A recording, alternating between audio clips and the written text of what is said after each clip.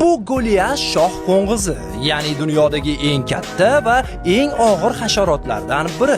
U Avstraliyada yashaydi va kamuflyaj san'atini mukammal darajada egallagan, ya'ni yashirinish qobiliyatini. U shunchaki tayoqqa o'xshamaydi. U quruq shoxning o'zidek ko'rinadi. Daraxtlarda tinch turgan paytda uni deyarli ko'rishning imkoni yo'q.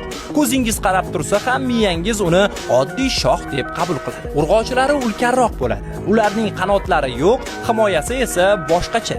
Hajmi va niqobi bilan bog'liq. Erkaklari esa ancha ingichkaroq va uchish qobiliyatiga ega. Tashqi ko'rinishi qo'rqinchli tuyulishi mumkin, ammo bu hasharot mutlaqo zararsiz. U hujum qilmaydi, chaqmaydi, zahari ham yo'q. U shunchaki evkalipt barglari bilan oziqlanadi va hayotning katta qismini ko'z oldimizda yashirinib o'tkazadi. Bu hasharot bizga bitta narsani eslatadi. Tabiatda eng kuchli qurol har doim ham tezlik yoki agressiya emas. Ba'zan eng samarali himoya bu butunlay ko'rinmas bo'lish.